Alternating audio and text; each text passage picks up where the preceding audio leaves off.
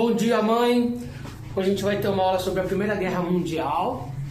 É um assunto bastante importante para a gente entender aí uma série de transformações que ocorrem nos reinos europeus, ali nos grandes impérios, os resultados que isso trouxe para as sociedades ocidentais, assim como o Brasil, né, que teve transformações muito significativas. Então a gente vai falar assim mais precisamente sobre causas conjunturais, o estopim da guerra, e não necessariamente os conflitos bélicos, porque isso não é muito interessante, mas sim os resultados, né, as continuidades, aquilo que gerou novos modos de viver, de sobrevivência dentro do mundo após um colapso bélico que praticamente varreu boa parte da juventude ali no início do século XX. Tá certo? Tá disposta a aprender? Eu só. Só? Então tá bom. Então vamos aprender aqui sobre a Primeira Guerra Mundial. E lembrando que a sua avaliação está muito próxima, tá? Então a gente está estudando para a sua prova, que eu vou te avaliar. Então vamos lá. Se eu falar de Primeira Guerra Mundial, o que você precisa entender? Primeiramente, o que gerou a guerra?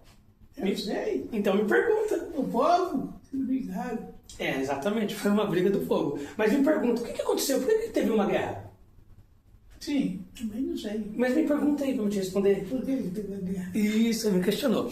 Bom, a guerra ela é resultado direto de um fenômeno do século XIX chamado imperialismo, que eram países que queriam dominar outros países dado o avanço industrial. Porque a gente tem que entender assim, ó, durante o século XIX, durante o século XVIII, século XIX, nós tivemos entre 1850 até os... Não, vamos pensar no século XVII, senão vou me atrapalhar todo.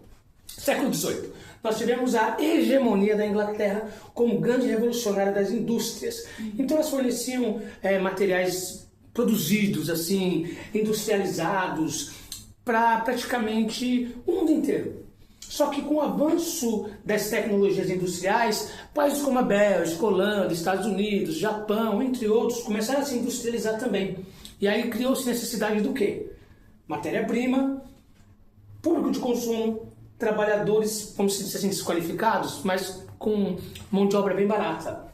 Então, o Bismarck, que era um chanceler da Alemanha, muito poderoso, ele fez um congresso em Berlim. E ali ele convidou vários países europeus para fazer uma divisão da África. E essa divisão da África tinha como objetivo explorar o continente africano. E isso gerou uma corrente de alianças. Então essa corrente de alianças, a posteriori, fez também uma corrida armamentista. E isso também se dá em torno de um período europeu chamado de Belle Époque, uma época de bastante prosperidade, por conta da industrialização. Até aqui está tudo certo? Então o que eu estou falando? O que a gente está conversando? Imperialismo, avanço das potências industriais e a colonização, que não foi só da África, foi também da Ásia e da Oceania. Até aqui está tudo certo?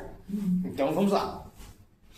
O que gera o conflito propriamente dito? Todos esses processos misturados a um estopim. O que é o estopim?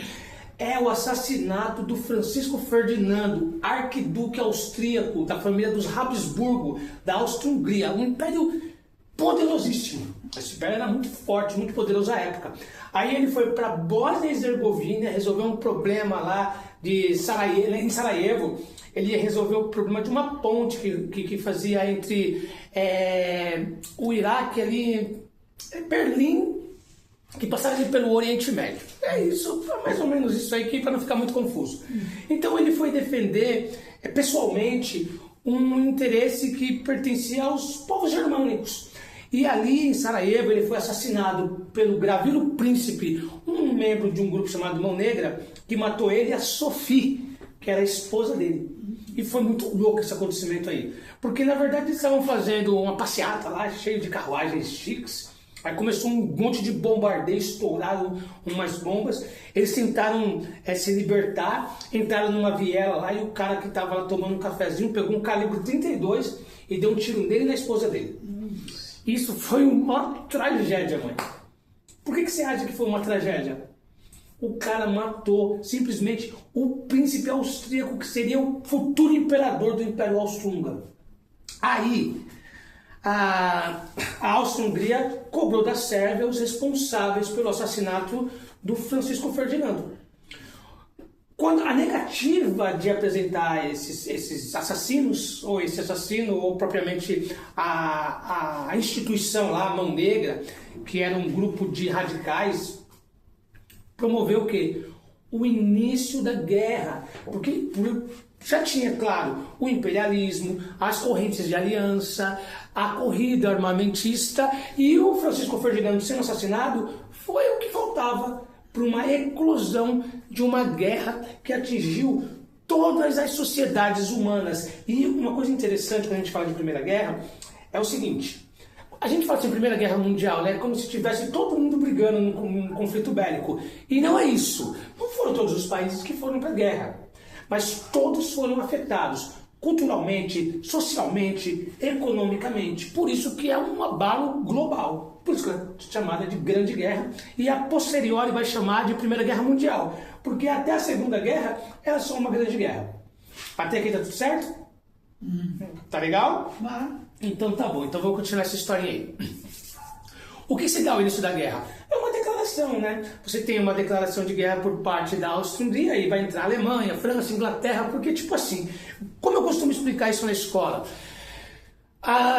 você tem um time de futebol, ali tá 11 contra 11. Pô, se um cara brigar com o outro, a treta é generalizada, vai brigar todo mundo. Por isso que a corrente de alianças, a política de alianças, mediante as ideias imperialistas do Bismarck, gera esse conflito. Porque uma vez que você tem ali grupos que têm interesses em comuns, um vai abraçar a causa do outro. Por exemplo, a gente tem os aliados, que nós teríamos os alemães, né? Os italianos, a Áustria-Hungria e o Japão. É isso. Depois eu vou rever esse vídeo, mas eu acho que é isso mesmo. E a gente vai ter o grupo que vai rivalizar, vamos assim dizer, que nós teríamos aí a Inglaterra, a França e o Império Austro-Húngaro. Ou seja, todos os países que estão engessados ou aliados de certa maneira com esses países vão todos entrar no conflito. Perfeito? E a partir de então a gente tem uma guerra com interesses imperialistas por território. Praticamente você está correndo atrás do money, time is money, né? O cara está correndo atrás de grana, nada mais do que isso: território, indústria, petróleo, minério. Essa é a grande ideia, tanto que os Balcãs ali é o espaço que é muito disputado, né?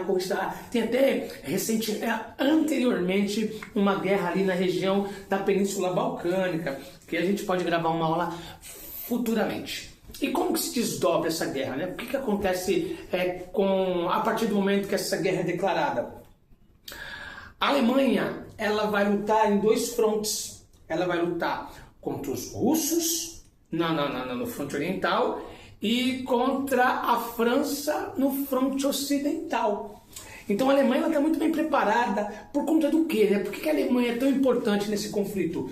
Porque existiu uma guerra chamada Guerra Franco-Prussiana, que é uma guerra onde ocorreu a unificação da Alemanha pelo Bismarck, o mesmo cara que fez a Conferência de Berlim. E essa Guerra Franco-Prussiana foi entre o Bismarck e o Napoleão III, subiu no Napoleão Bonaparte, aquele famoso francês.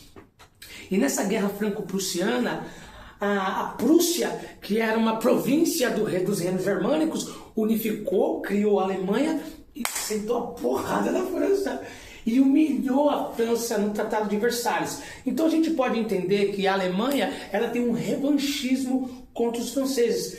Quer se vingar, quer catar os caras e falar assim: pô, você me zoou, agora eu vou te zoar também.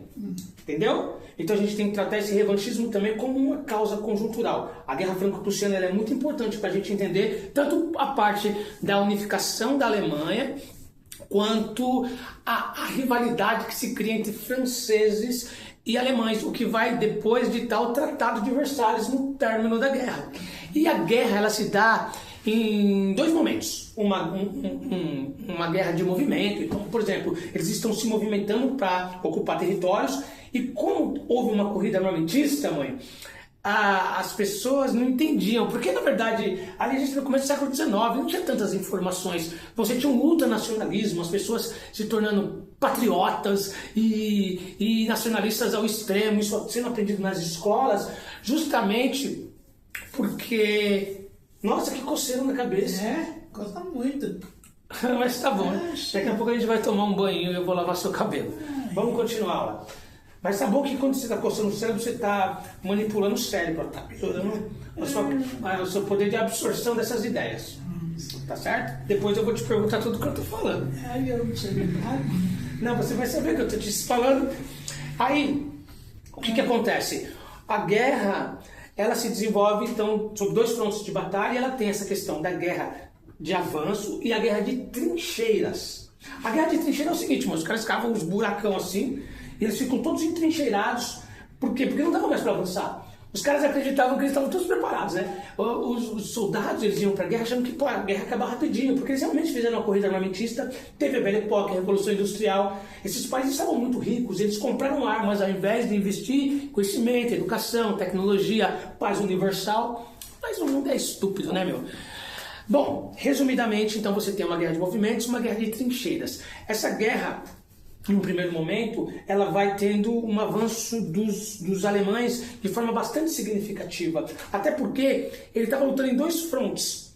Mas a Rússia, ela não estava preparada para essa guerra. A Rússia era um país semi-feudal, pertencia a um czar chamado Nicolau II. E a Rússia, ela não estava desenvolvida industrialmente. Ela não tinha condições bélicas para entrar nessa guerra. Mas o czar, ele entrou nessa guerra.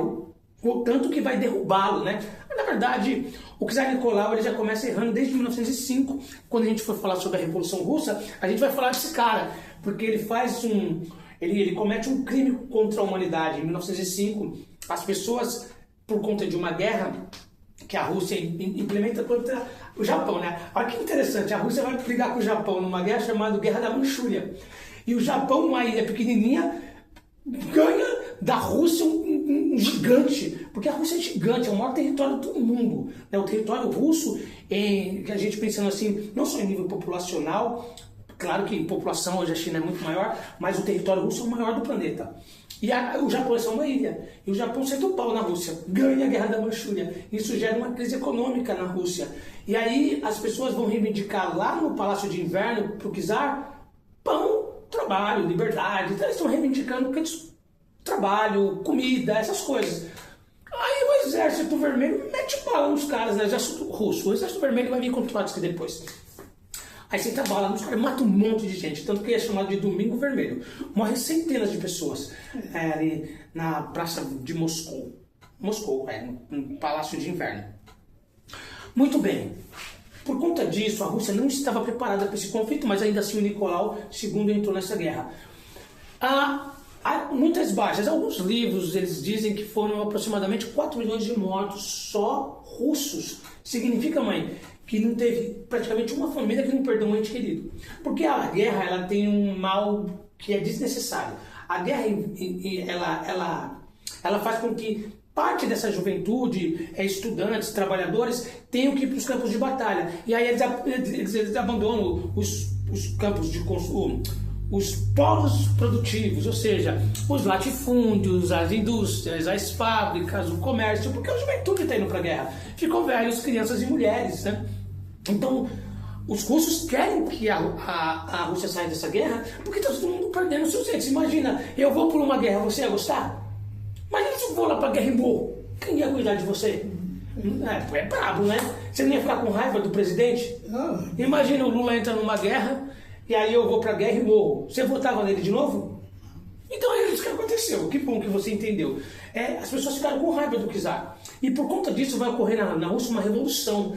A Rússia vai sair da guerra, a gente vai entender quem são os bolcheviques, os mencheviques, o Lenin, o Trotsky e tudo que ocorreu, ou até mesmo o Stalin, a partir da Revolução Russa, porque essa revolução que vai ocorrer em outubro de 17 vai tirar a Rússia da guerra, mas não é o assunto para essa aula. Mas é interessante entender que a fragilidade bélica e a fragilidade do exército russo acaba trazendo resultados trágicos para a sociedade em contexto geral. E aí a Rússia saindo, a Alemanha vai só pro fronte ocidental e pega os franceses, mano.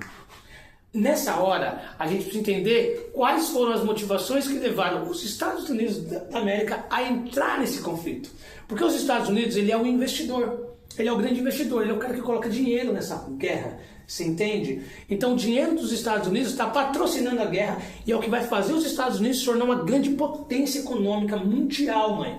Porque, entende uma coisa, quando você tem uma guerra, você tem o quê? Destruições de setores que são estratégicos. Então eu destruo a economia de um país através dos bancos, das indústrias, das fábricas, das escolas, dos hospitais, aquelas instituições que promovem o poderio econômico de um Estado, ele é destruído, a sociedade civil. Então a Inglaterra, que era a grande potência da época, dada a primeira Revolução Industrial, se fragiliza muito. Então, por conta da fragilidade dos países europeus e do investimento dos Estados Unidos nessa guerra, o que a gente vai ter? A gente vai ter a ascensão dos Estados Unidos como uma grande economia a partir do término da guerra. Tá? Então, se eu pergunto para você numa prova, por que os Estados Unidos se tornam uma potência após o término da Primeira Guerra Mundial? Porque os países europeus estavam no campo de batalha e a guerra não chegou na América do Norte, aliás, nem nenhuma parte do continente americano. A guerra ficou ali setorizada.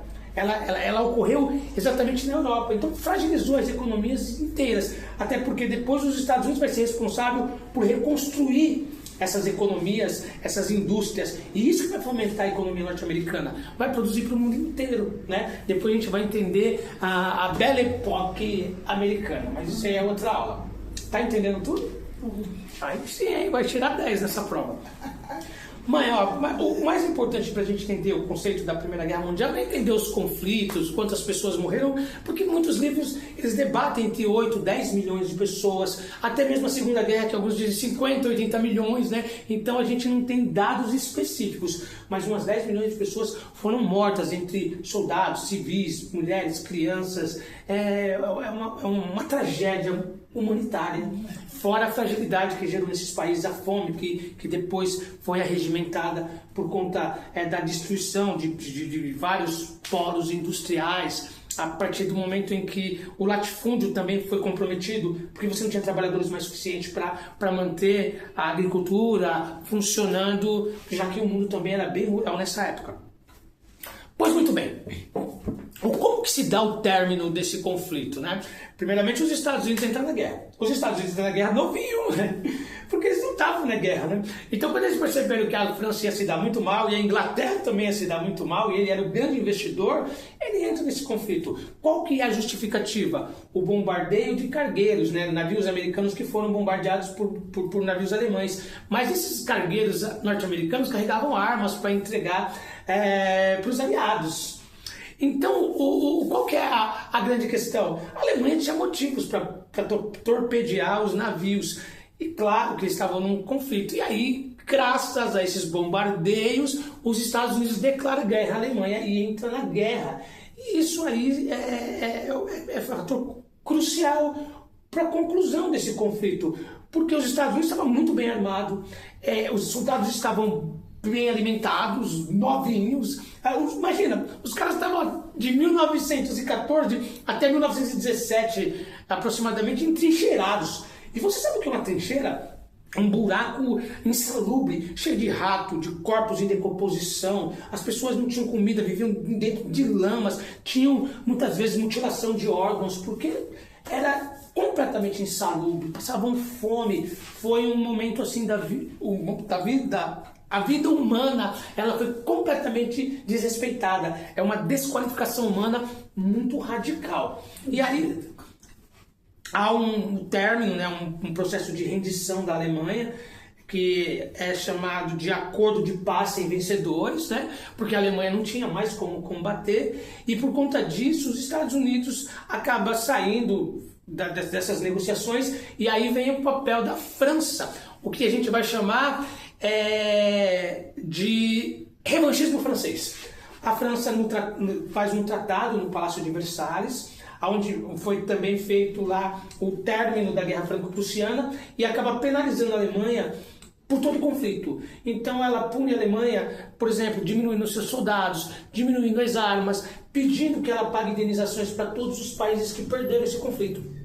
Então, qual que é a conclusão dessa ideia? O Tratado de Versalhes vai ser uma motivação que vai levar posteriormente o Hitler a promover uma Segunda Guerra Mundial, porque ele quer uma vingança, porque a Alemanha foi humilhada e o Hitler lutou nessa guerra, porque o Hitler não é tratado na Primeira Guerra Mundial, mas a Segunda Guerra Mundial é crucial, até porque os movimentos, os movimentos totalitários europeus, o avanço do nazismo e do fascismo que a gente vai aprender depois do período entre guerras. Mas, resumidamente, a Primeira Guerra Mundial, ela termina com os países europeus devastados, a Alemanha praticamente comprometida dentro do seu contexto social, econômico, cultural, e os Estados Unidos saem como um poder hegemônico. E, infelizmente, para a gente hoje observar isso de forma humanitária é exatamente o que vai fazer com que muitos historiadores dizem assim: a guerra, a Primeira e a Segunda Guerra Mundial, é um conflito só, com um intervalo de aproximadamente 20 anos. Outra coisa que é muito importante a gente observar durante a Primeira Guerra Mundial é os impérios que foram destituídos. Então o mapa da Europa ele vai se transformar. Vários outros países vão surgir. Por quê? Porque essas grandes potências elas não eram mais interessantes, já que eles não queriam que existisse um novo conflito. Tanto que é criada a Liga das Nações, que vai dar origem à ONU em 1948, pós-Segunda Guerra Mundial. A Liga das Nações foi criada por quê? Me pergunta aí. Por que se criou a Liga das Nações? Liga das Nações? Me pergunta. Por que criou a Liga das Nações? Por que criou? A Liga das Nações? Para que não houvesse um novo conflito. Mas como um novo conflito ele existiu, aí ela também deixou de existir, porque não fazia mais sentido, tá? É por isso que tem a ONU. A ONU é uma organização das Nações Unidas como um tratado de paz, para que haja um acordo. Então são vários países que são filiados à ONU, porque se há um conflito bélico, tem que ter acordo entre todos esses países. E como nem todos vão acordar com uma guerra nessas proporções, dificilmente a gente vai ter uma guerra mundial. A não ser que a Rússia, a China e os Estados Unidos queiram sair na porrada. Mas a Primeira Guerra Mundial tem esses contornos. E a gente pensar assim, para o Brasil, a gente pensando no Brasil, o que a Primeira Guerra Mundial ela traz de consequências para nós brasileiros? A industrialização. Porque o Brasil era um agroexportador, um latifúndio enorme, mas graças à guerra nós tivemos o quê? A produção bélica muito massiva na Europa e nos Estados Unidos. Então produtos básicos deixaram de chegar no Brasil. Então forçou o Brasil a se industrializar e criar produtos de base aqui. E outras consequências foram o flagelo dos alemães, o que vai fazer com que posteriormente a Alemanha provoque um novo conflito. Resumidamente, mãe, a Primeira Guerra Mundial é isso. É um conflito mundial que girou em torno das economias do mundo todo, matou milhares de jovens em torno de todo mundo por interesses imperialistas, econômicos, por vários países que participaram da Revolução Industrial, que dividiram a África, a Ásia e a Oceania dentro de um contexto de exploração de mão de obra barata, de matéria-prima e de mercados de consumo. E a Primeira Guerra Mundial termina em 1918 com o Tratado de Versalhes. E é isso, eu acho. Você gostou da aula? Também, né? Me deu até sono. Não fala isso não, porque aí você acaba com a minha aula. É isso, gente. Resumidamente, assim, entre miúdos, é isso. Mas não fique com sono não faz igual a minha mãe não. Ela está se acostumando com aulas de história. Um beijo. Eu te amo, viu? Eu também. Valeu.